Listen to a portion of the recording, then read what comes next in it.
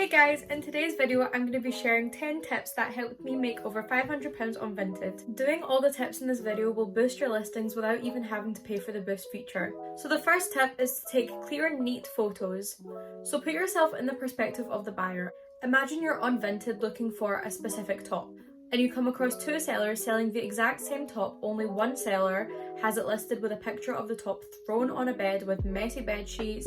The top is like all crinkled up, the bed has like dog hair all over it, and it's just not a nice picture. And the second seller has the top laid out on a nice clear clean background where it's all flattened out and it looks all nice and it's all ironed, there's no dirt on it, there's no hair, there's nothing, and the photos are all clear and you can clearly see the material, all that kind of stuff. Which one are you gonna buy?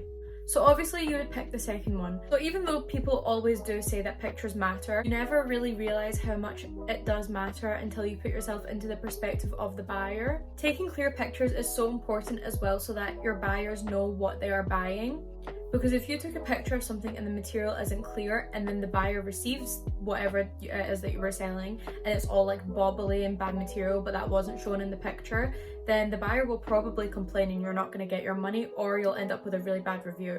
My next tip is to have a very clear, descriptive description. So we're going to use this white dress I have listed on my Vinted as an example. Here's the description, and as you can see I wrote super cute and stylish, lovely soft material. The original price was £44, brand new, never been worn, from a clean pet and smoke-free home and accepting reasonable offers. So let me go through each of these one by one and I'll explain why they are good to have in your description. When you're writing your description, I always like to have the first line as something to describe the item. So super cute and stylish, that's me describing the dress. If it was something that has been worn before, you could say super comfy, super like warm, if it's like a jumper or something like that. So just something to describe the item.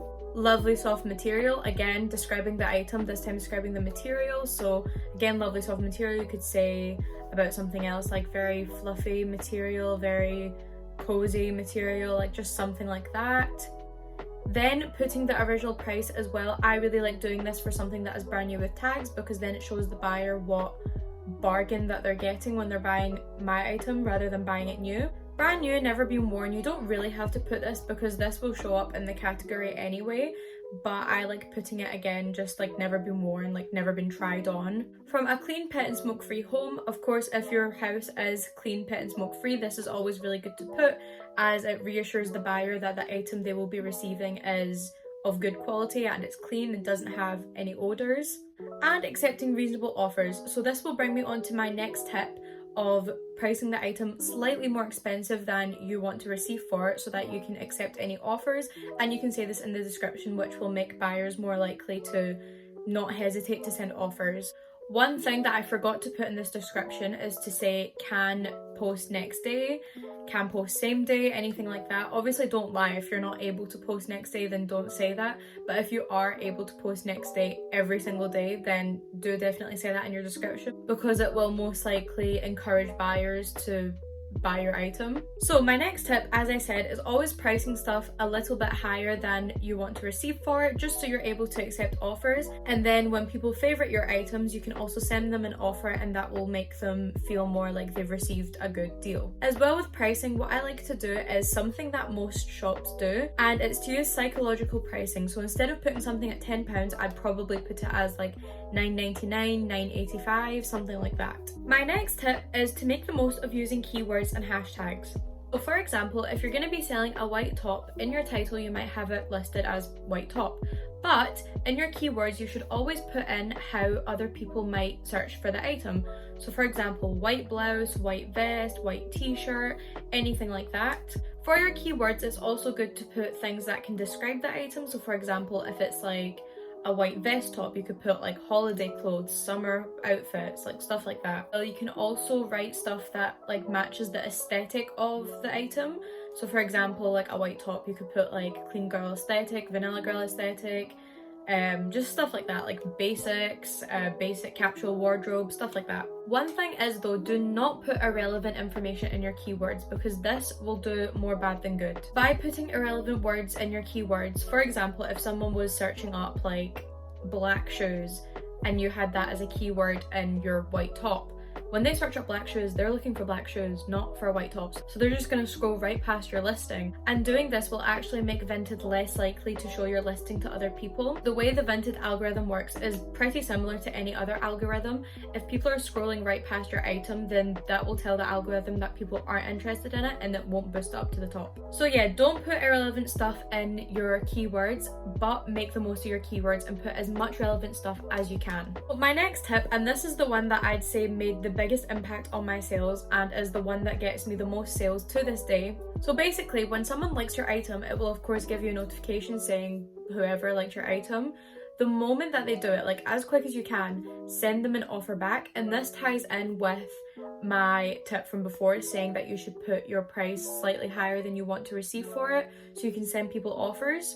So by doing this, as soon as they've sent their offer, or as quick as you can after they've sent the offer, this will basically, I don't know how to word this, but basically if they're like in an impulse shopping spree type of mood, if you send that offer right as they like your item, that will make them think like, oh, okay, I'm getting a really good deal on this, like I have to just buy it now before someone else buys it. So that is why that tip has been one of the biggest game changers for my Vinted, and I've seen like such a big increase in my sales. My next tip ties in with this, and it's basically whenever someone likes your item, just send them the offer, don't bother messaging. I see a lot of people that message the moment someone likes an item, and although this may seem like a good idea, it's actually not, because it feels very pushy and off-putting to the buyers. So I really wouldn't recommend messaging at all. I know some people did say that it has worked for them, but for me personally, I don't think it's a good idea. Put yourself in the buyer's perspective, it just feels very pushy and very annoying. So I think the best way to do it is just to send a direct offer and just don't say anything, just wait until something happens. My next tip is to make the most of bundle deals. So again, to put yourself in the buyer's perspective, if you see a seller who's selling like a couple of things that you're interested in, and you see that if you buy 3 of their items, you'll get a 20% off discount, of course you're going to be more likely to buy the 3 items rather than 1 item. So definitely make the most of bundle deals, and I like as well the feature that Vinted has where you can increase them depending on how many items the person buys.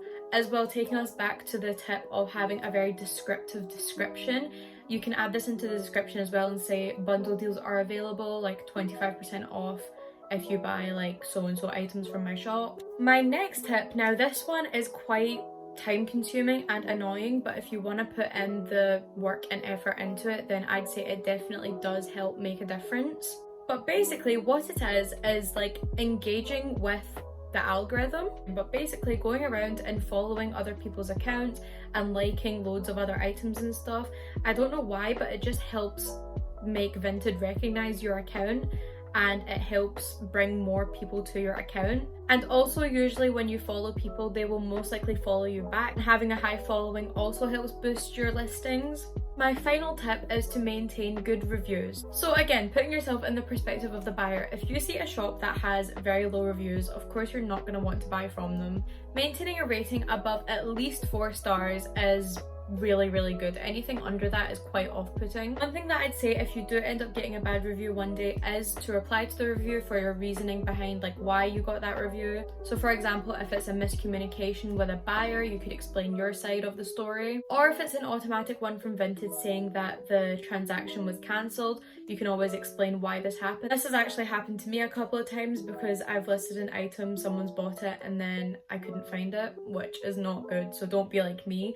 But I always just would reply to it in my reviews and say like I couldn't find it, I resolved it with the buyer, because sometimes I do end up finding the item and I relist it and then the buyer buys it and everything's happy, but it still shows a 1-star rating on your reviews. So it's always good to respond to that, so it will show in your reviews the explanation.